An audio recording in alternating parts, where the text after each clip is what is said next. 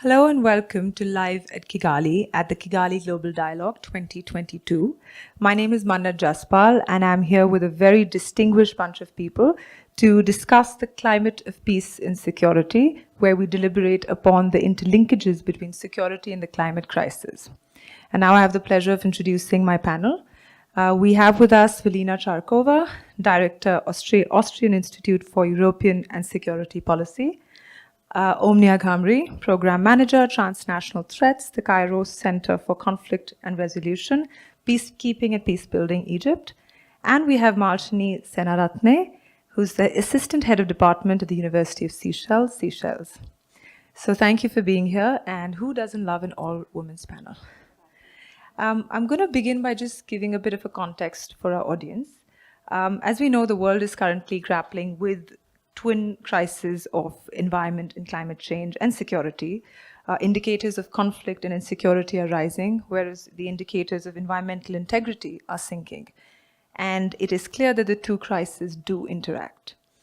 Countries that face the highest levels of ecological threat today are also places where peace is at its most tenuous. Half of the ongoing United Nations peace operations are in countries where the highest exposure to climate change impacts are found. I'll start by asking you, Velina, given your experience in geopolitics and security policy, how do you think we can better anticipate and manage the increasing risks to peace that are stemming from the interlinked security and environment crisis today?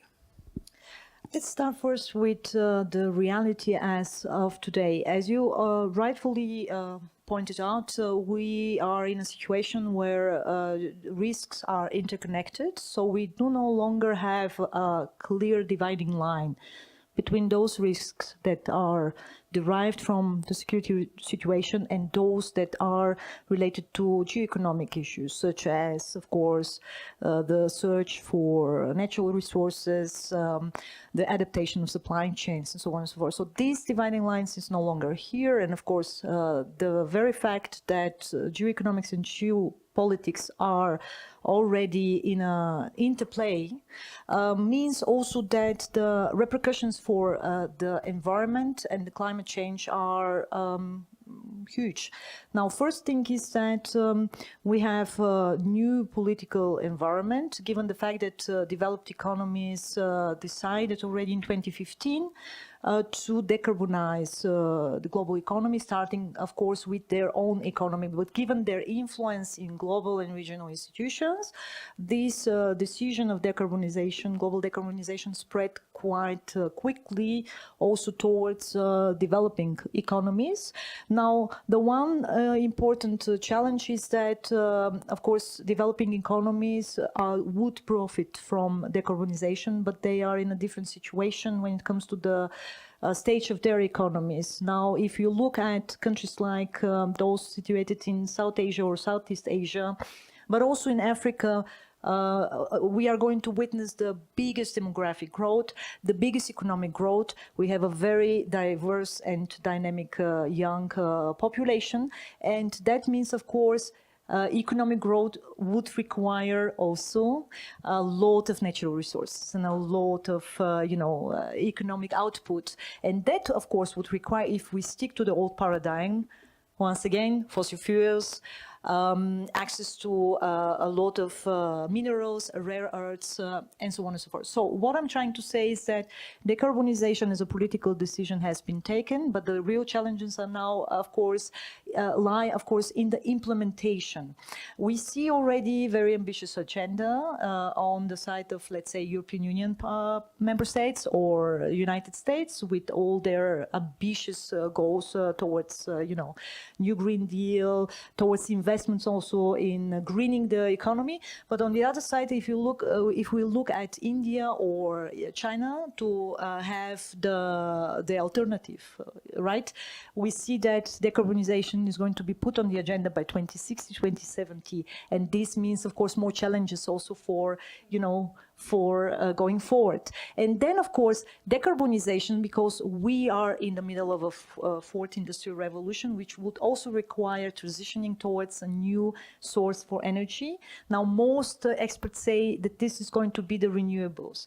But once again, as a security expert, I have to point to the risks related related to climate and environment because of decarbonization, namely that this will also significantly increase the use of minerals and rare earths, first located in already crisis zones and conflict areas, and second, with devastating impact on environment in these regions.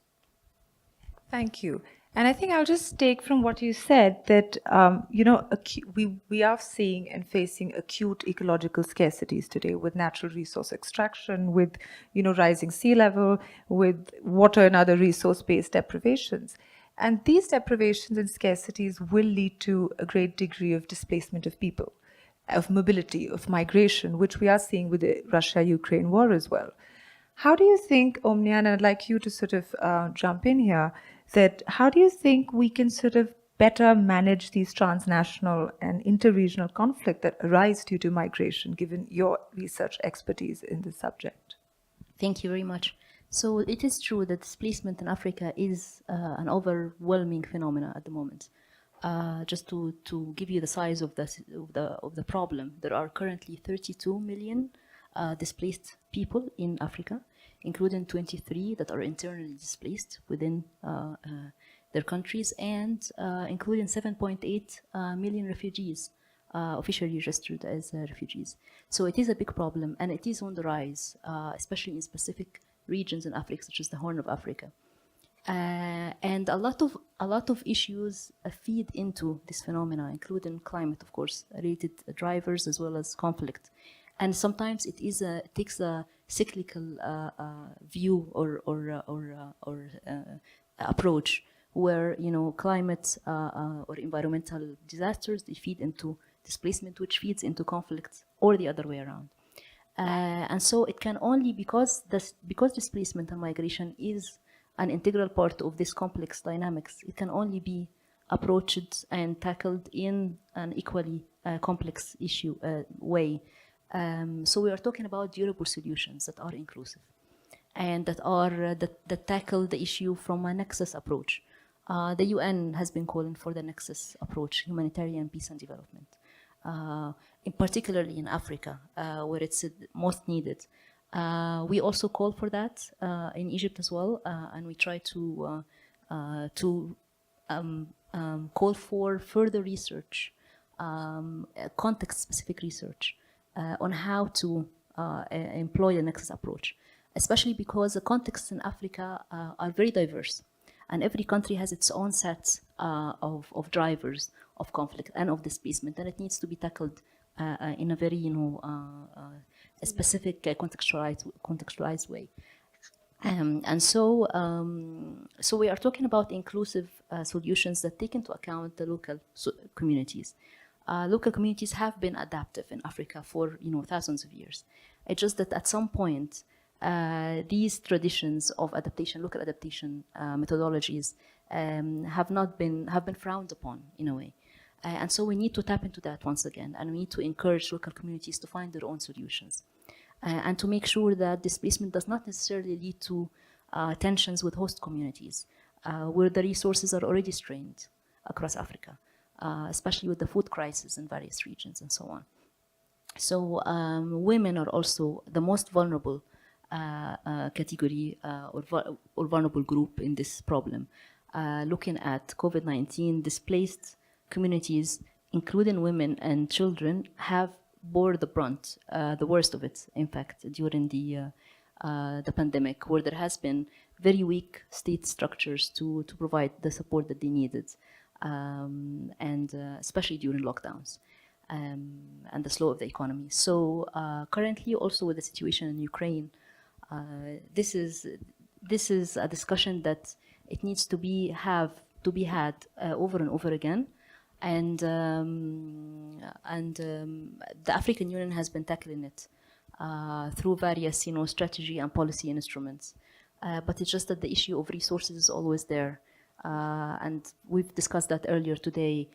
Climate financing is an issue. And it is a discussion that Africa is very keen on having. So hopefully in COP27 we will tackle that. I'm going to get into the policies and investments bit, but I want to just extend the thread that you just touched upon around just and inclusive transitions, which you very rightly pointed out is critical in this process. So how do you think we can better involve and include local communities, and how better rather governments and the private sector at the same time better include and involve the local communities in designing solutions which are contextualized, which will help in ensuring a just and peaceful transition? When you speak with local actors across Africa, they are very keen and they have their ideas. What they lack usually is, first of all, the access to the ability to tap into the central planning, the government central planning for development, for peace building, for resilience, to tackle fragility. All these policies, they don't usually take into account what the local communities have to say. And that's where local governance and strengthening citizen engagement will play a great role. Exactly so. But also the other way, and we need to mention that there is the donor approach across Africa that usually is where the policies are donor driven, and just the issue of planning these policies to take into account from the initial phases what the local community expertise and traditions have to say is just lacking, and it needs extra work. So in that regard, I think there is an increasing awareness of the importance to listen to the communities and the community level and community-driven response, especially in the context of climate response, actually, adaptation and mitigation. So we hope that there will be a further emphasis on this and the synergies that need to be built between the donors' policies and the strategies and the central government strategies and planning that needs to be addressed as well. Thank you, and I agree with you. I think the approach from the post-World War II era, which was very grant aid driven, needs to move towards more private capital, more private concessional capital towards these economies for adaptation and mitigation efforts. So I'll move to you, Malshini. I know you have a lot of experience as an academic on blue economy and studying the impacts of climate change in island nations in the global south. If you could talk a little more about what kind of policies do you think we need, and most importantly, what kind of investments are critical to be able to build disaster preparedness and resilience in the global south? And how do you think, extending to that, how do you think we can sort of build local capacities which would help us address the growing concerns from threats, from security threats from climate change? All right, so my colleagues have made excellent inputs with respect to this topic, but I would like to bring it down to the Seychelles perspective because we are facing the impacts of climate change head on. So we are a small archipelago. We are about 115 very beautiful islands, but we have a population of about 98,000 people. And our major economic bases are tourism and fisheries. So to that end, it is immediately clear that our dependence on ocean-based and sustainable ocean-based development and healthy oceans will be very paramount to our future security and survival. Now, when it comes to what we've done around the policies, we have launched the Blue Economy Roadmap and Framework since 2018, and it focuses on essentially ensuring that our development centralizes and focuses on our marine assets and how we can safeguard and preserve these assets for the future generations. We also have innovative financing in place where we have launched the world's first blue bond. This was valued at about $15 million. And we also executed a debt for nature swap where we earmarked some of our own debt for projects in the Seychelles that aimed at marine conservation and restoration efforts. Now, that's all been really very innovative, but when you look at it from the other perspective, the Seychelles emits, at last count, about 0.003% of global greenhouse gas emissions. But we are at the forefront when it comes to vulnerability, risk, and the securities therein. So what are these risks? It's ocean acidification, it's rising sea levels, it's changing weather patterns and rainfall, And it's the knock-on effects really that will speak to the impacts of our peace and security dimensions. Food insecurity, rising inequality, rising poverty, internal displacement as a result of coastal infrastructure damages, for example, and potentially down the line, migration. We will add to those numbers you spoke about with respect to 32 million, I believe, around Africa. And we certainly don't want this to happen, right? But other policies that we also have to look at, and perhaps we are ignoring right now, is the narrative around small island states and the loss of territory around rising sea levels. The conversation has begun, but nothing really has been said or done around it. Look at it from the Seychelles perspective. Are we still a territorial nation or a sovereign nation if we are underwater? There are currently no legal instruments in place that address this loss of sovereignty. We should be talking about this right now. Secondly, the exclusive economic zone that we have. We are more water than land. We are 1.3 square kilometers of ocean. What happens if that changes in terms of scale and scope? Our neighbors are also small island developing states, and they will also have a say in how we manage our jurisdiction. These are all things I believe that we need to talk about, and with respect to how the South looks to potentially work around it, we recognize that we cannot go at it alone. There is no point for us to implement measures and policies and actions if the world around us is ignoring the impacts that we would have, right? So to that extent, I think we have taken the step, as you said, decarbonization. We have pledged a decarbonized net zero economy or emissions economy by 2050. But for that to happen, we need multi-layered partnerships and we need synergy, as you mentioned, to make it work. Thank you. And I agree with what you said, that conversations have begun, but we haven't arrived at solutions as yet. And I think that brings me to you, Velina, that what role do you think groupings such as the Quad or the G20 or even, the COP happening, COP in Egypt this year, what role do you think these conglomerates or these groupings can play in helping us arrive at the right solutions, in helping us integrate climate and security risks into the broader frameworks and negotiations that play out? So, a decisive role indeed. First and foremost, because of the changing nature of the global system, where more and more regional players are actually able to provide an alternative story and to win the hearts and minds for this story. So it's no longer just about one particular story, as we saw after the end of the Cold War, where there was one victor emerging out of the international relations and shaping the international relations, along American interests. And after that period, now, of course, there is a second important story that is being disseminated all over the world, and that is the one coming from China. And once again, when we talk about regional actors, specifically the formats that you point to, it's important that this story is also not, appealing to everyone in the same scope and scale. So that's where other regional players kick in and provide alternative stories. It's increasingly more about what you also said, the bottom-up approach, where it's no longer just about state and central planning and state actors, or state actors-controlled international organizations, but it's also about a lot about crowdsourcing, engaging civilian society, using the digital technologies, reaching out to the younger generations, because in many of these countries